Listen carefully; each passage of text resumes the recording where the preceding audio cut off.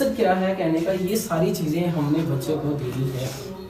और ये मैं कतन मैं नहीं बोल रहा, ये मेरे पीछे मेरे उस्ताद बोल रहे हैं। और सीरियसली अगर आपके भी कोई मुर्शद हैं, आपके भी कोई मेंटोर हैं या टीचर हैं, तो आपके दिमाग में सबसे पहली बात यही आई होगी, यार आज मैं इस जगह पे हूँ, तो यार हो सकता है एक जुमला हो। इंसान मेरे शादी कहते हैं कि यार एक ही जुमला होता है, एक लफ्ज़ होता है इंसान की ज़िंदगी बदल देता है। वो लफ्ज़ उसको 80 साल तक पहुँचने पे मिले तब ज़िंदगी बदल जाती है। अगर उसको 10 साल की उम्र में मिले तब भी ज़िंदगी बदल जाती है। अगर उसको 15 साल की उम्र में मिले तब भी वो ओजे कमाल तक चला जाता है। मिलना चाहिए ऐसा लफ्ज़, लेकिन माजरत के साथ ऐसे लफ्ज़ हमें नहीं मिलते।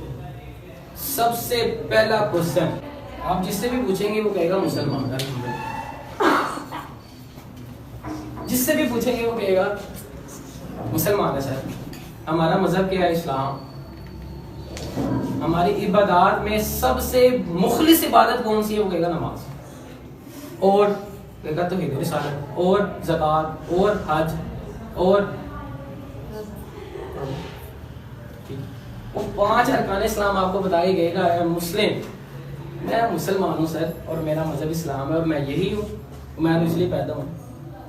आपको अगर मैं लेके जा रहा हूँ गंगा राम हॉस्पिटल, कौन कौन गया? एक माशाल्लाह सारी गए। अच्छा, गंगा राम हॉस्पिटल, वो बंदा मुसलमान था, उसको तो फिर जन्नत में चले जाना चाहिए, पकौड़ा बन जाना चाहिए। क्या ख्याल है? क्या ख्याल है? देख नहीं ना सकते एक्चुअली हम, ये मसला ये है ना, देख नहीं सकते। लेकिन आप क्या कहते हैं, उसकी कब्र ठंडी नहीं? क्यों? जला दिया जाता है उसी टाइम कि वो मरने के बाद ही एग्जैक्टली। एक्चुअली में उसने काम ऐसा करके गया कि उसका नाम जिंदा है। ये बॉडी का कुछ नहीं लेना देना उसका, बॉडी ने जाना है, चाहे वो खाक बन गई है, चाहे वो कुछ भी बन गई है, चाहे वो क्या कहते हैं कि वो 3 इडियट्स में वो जनाब वो पानी में डाल दिया और वो निकल गई है, बह गई है, तो वो ऐसा नहीं होता। एक्चुअल में ऐसा होता है कि हम काम क्या करके गए। मेरा फर्स्ट क्वेश्चन, ये छोटी सी शॉर्ट स्टोरी बताने का मतलब है हमने किया क्या है। नाम उन्हीं के जिंदा रहते हैं जो नाम कमा कर जाते हैं। जुमला बहुत लंबा है ये बोला। नाम उन्हीं का होता है जिनके पीछे किसी की बात होती है कि हाँ यार बात इसमें है तो इसकी बात हो रही है। अदरवाइज आप चूड़े की कभी बात नहीं करेंगे जो सफाई कर रहा होगा गली में, उसके ऊपर तबसरा करके देखें जरा, आपको टाइम, आप कहेंगे मेरे पास टाइम ही नहीं, लेकिन 3 घंटे की मूवी आप बड़ी इजी हो गई देखेंगे। क्यों? रीजन है ना, अहम रीजन है। क्या ख्याल है? गंगा राम हॉस्पिटल में लास्ट टाइम आपको लेके चला गया था, सैर में गई थी Ganga Ram hospital. Ganga Ram hospital Ganga Ram sir के नाम से मशहूर है आज भी, सर गंगा राम। ऐसे उसको सर का लक़ब क्यों दिया? उसने तो पूरी जिंदगी टीचिंग ही नहीं की। इलामा इकबाल ने हकीमुल उम्मत तो वो बाद में बने, उन्होंने जिंदगी में हकीम वो बने ही नहीं। क्या ख्याल है? मोहम्मद अली जिन्ना स्नूकर भी खेलते नजर आए होंगे आपको, ऐसे ही तस्वीरों में सिगार पीते नजर आए होंगे। क्या ख्याल है? पूरी जिंदगी का यही काम था? नहीं, वकील था वो बंदा, मोहम्मद अली जिन्ना वकील था, लेकिन उसका काम क्या था उसको पता चल गया। उसका काम उसको तब पता चला जब उसकी चारपाई हिला के कहा गया कि तू इसलिए पैदा नहीं हुआ कि यहाँ पे लंदन में, अमेरिका में, बरतानिया में, फ्रांस में बैठ के और तू नींदें पूरी करे, उठ जाके पाकिस्तान बना, तेरे लिए तू इसलिए बनाया गया। किसी किसी की हाथों में मुकद्दरों की लकीरें होती हैं और वो मुकद्दरों की लकीरें बताते हैं कि पार्टीशन इस बंदे ने करनी है। किसी किसी हाथ में ऐसी लकीरें मौजूद होती हैं जिसने इस कौम की तकदीर को बदलना होता है।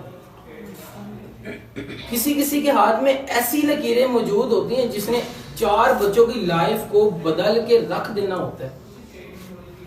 मुझे एक बात बताएं कि ये लकीरें जो हैं, इस लकीरों का मकसद, अगर मैं इस लकीरों के मकसद की बात करूं तो हो सकता है ये मकसद इसका कुछ भी ना हो सकता, बड़े भी मकसद होते हैं।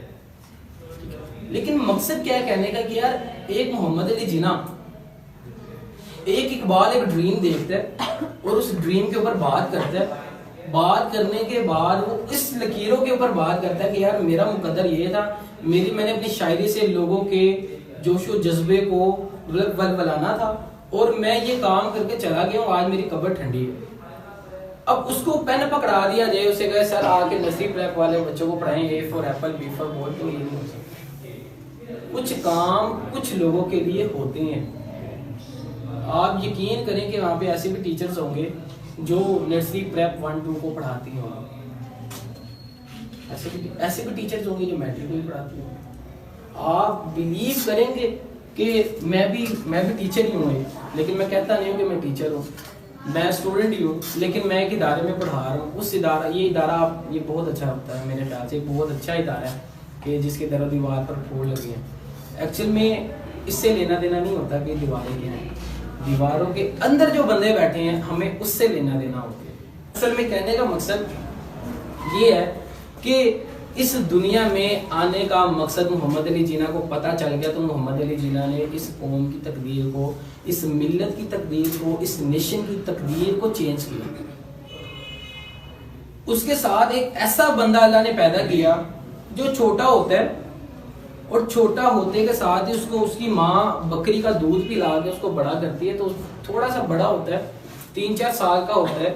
तो 3-4 साल का जब स्कूल जाने लगता है और स्कूल से फिर वापस आता है, तो एक फकीर उसके दरो दीवार पे खड़ा होता है और वो कहता है अल्लाह के नाम पे कुछ दो।